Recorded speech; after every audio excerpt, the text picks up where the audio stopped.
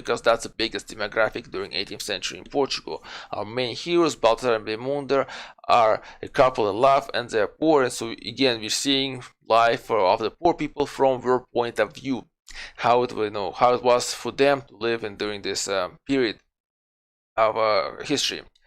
And of course, because of that, we have historical events that occur while the plot unfolds and develops really, really slowly. But as it does, there are historical events happen, there's historical people that influencing the lives of Baltasar and Blimunda, or kind of diverting them to a different course and so on. And what are those historical events and figures? Well, the main event is construction of convent at Mafra. Mafra is where Baltasar is from, and the convent is kind of actually in Portuguese. The book is called The Memory of a Convent. So, kind of a reminiscence about the convent, a convent at Mafra, right? So, in this case, that's why it's the main kind of event in this story, because it kind of sets the whole story up and happens in a way in the background as events unfold out. The other historical figures we have here is King John V, Domenico Scarlatti, who's a musician, and Bartolomeo de Gusmão. He's a member of the clergy, but he's also an inventor, he's a philosopher, and he gets personally involved in the lives of Baltasar and Blimunda. So he very much influences them. Finally, let's get to the story. Well, the story in this book starts with the introduction of why the convent is being built, or how it's going to get built, and so on, and then it flows into introducing us to Baltasar and Blimunda, what their lives are like before they met, and then what their initial meeting is like, and goes on from there and progresses through their lives as they live through and experience all these different events and get influenced by all these historical figures that are happening. And that's pretty much this whole story here. The book also sometimes will jump to tell the stories of random supporting characters. Sometimes it is those historical figures that I mentioned, but sometimes it's just the family members of the Baltasar and Blimunda, or it could be just people that they met at some point. And the reason this is done is because the author is trying to tell us what happens in another part of the country where Baltasar and Blimunda are not in. But do we really need to know? I quite often think no, because it just kind of stretches out the book, because the extra 2 or 3 chapters are added just so that we find out what happens in the other part of the country, but has no effect on Baltasar or Blimunda's story overall. The themes in this novel are pretty clear. They're very well developed. They are right there, and it's the struggle of the lower class. Their lives is a struggle, and that's pretty much the focus of the book, and everything rotates around that focus. We have the life of the poor being contrasted with the life of the wealthy, who are royals, nobles, aristocrats, and clergy. We've shown, royals have all this gold, silver, all this. Wealthy people have that, the fancy fabrics and so on, fancy carriages and stuff like that. But at the same time, we're shown that the inner lives of the royals, nobles, and all this wealthy class are not as rich as of those of the poor. The poor actually love each other, care for each other. They have loving families, while the wealthy do not. It seems to be we have more of a shown intrigues in the lives of the wealthy rather than anything in terms of a kind of a rich experience of life. Like they're not. It doesn't look like that the wealthy are leading a satisfied life, versus the poor, who are very poor, but at least they have each other type of approach, right?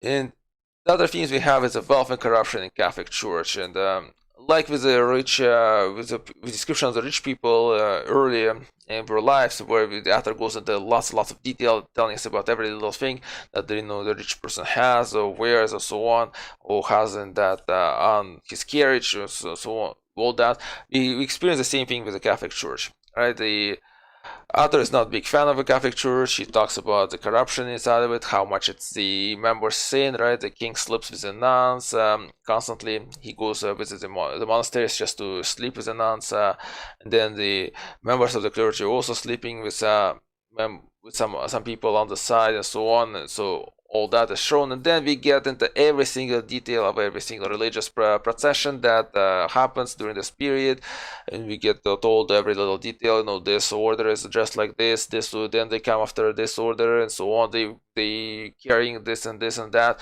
and it just goes on for pages. Eventually, you're looking at the narrative, it's like, okay, you're just kind of scanning through the page, saying, okay, where are we gonna stop describing all this, people who are involved in here in this procession, and when we're going to get to the actual plot again. And yeah, it just slows down the whole narrative. But the author really likes to point out all these problems with the Catholic Church, and so the constant repetition of this theme throughout the whole book. There's also the theme of idea of royal whims that lead to suffering of the lower class. So the building of the convent at Mafra is really a royal whim. King wants it. He wants it this size, and so on. And so people then end up suffering. Yes, they get jobs there and they kind of earn some kind of wages, but we also told that the people are forcibly transported to work at this convent, and so their lives are upheaved by this really royal whim. There's lots, so certain people die, certain people get mutilated during construction, and so on. So all that is shown.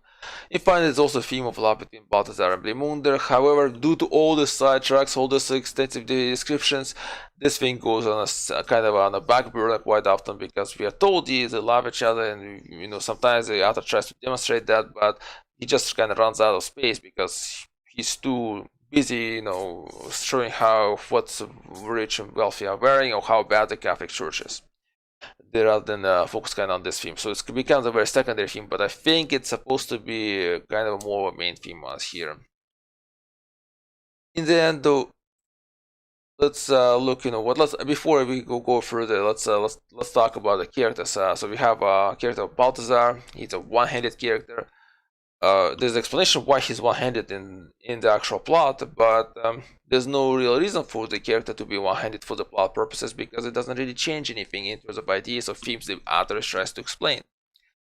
Blimunda has the ability to see through people, like she can see them through them anatomically wise. But again, this is needed for the plot, unlike the Baltasar's one-handedness, but it doesn't really offer any depth to further kind of developments. And why am I saying that is because usually when author creates some kind of gives some kind of superpower to a character, or gives them some kind of injury or disability, is because they're trying to illustrate or show some kind of a point, right? The classical examples are usually is that the blind person usually sees, quote marks, more than people who actually have the ability of sight. Is a person kind of the blind person understands more, right? That's kind of an approach. A person with humpback might be humpbacked in order to show some kind of moral character of that person, to kind of exaggerate that, say, if a negative or maybe even positive aspects of that character. Here we have a one-handed character. We have a person who can see through people, but nothing further is developed, really. Just not really certain why we really needed those powers.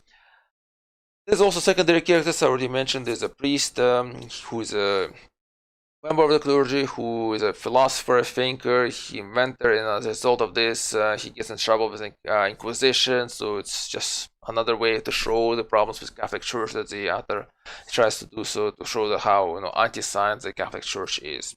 You have family members of Baltasar and Blimunda there again to show that lives of the poor are horrible during this period, and it's not just Baltasar and Blimunda, it's other poor people too. And then we have veteran and beggar who gets like 3 chapters because he follows the royal marriage procession. Because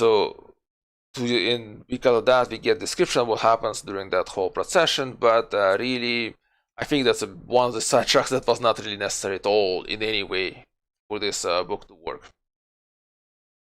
So, literary style-wise, the book is written really well, and the language flows. The sentences are very good, and the paragraphs are very well done. Everything flows very well, so it's possible to read it without any interruptions, without any feeling that the prose is kind of fighting you as you're reading it. No, in this case, it's very well done. The problem is a long-winded narrative here. Like I said, the plot moves at a snail pace. You read chapter after chapter after chapter, nothing happens. 100 pages in, nothing happens. 200 pages in, something happened, but now the plot again slowed down. And all this is because Arthur just goes into so many details about everything. I think it's just unnecessary to go into that many details. Because eventually it's like, yeah, I got it already. We got that the church is rich and there's so much focus on all those rituals and so on and so on. Let's get on with it. Let's move on with the plot, right? Another thing we have is that the plot is told by omniscient narrator, like the narrative is all done through omniscient narrator, but sometimes randomly the narrator would jump into the point of view of a random person. It doesn't have to be one of the actual characters. It could be just a person standing on the side of a road. And so we get a kind of view from that point, person's perspective, but without any warning, and then the narrator jumps back to omniscient again, without any warning. A bit annoying, but it's possible to live with that. It's not that difficult. It does not really break the novel anyway. So finally, in the conclusion, I would say that it's an okay of a book, right? It could be better if the plot moved faster. Like it's the same theme, same ideas, all could be developed and expressed as well if we take narrative and just take the half of it and just remove it from there. Remove this all extra unnecessary description, all this extra unnecessary sidetracks, and just move them out. And just then the plot at least will move faster. This will be interesting enough to read, because as it is, it's very the book becomes very boring to read. It's a pain to actually pick it up and start reading again. The themes in the book are also very quickly developed, so again, like I said, it's not gonna hinder any way development of that or to showcase what it is. And the themes are not very deep. Like it's pretty much crystal clear. You don't need to sit there and think, oh, what is the author trying to tell us? No, it's pretty clear what the author is trying to tell us.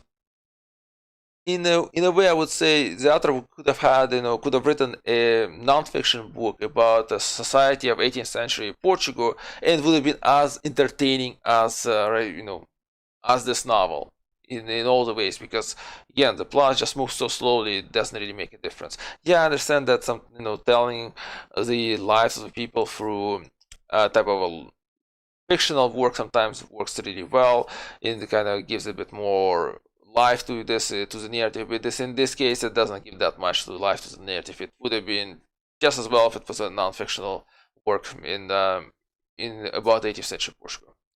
Well, that's all I have to say about the book. Thank you for watching, for listening. If you like this video, please like it. If you didn't like it, don't like it, and please subscribe.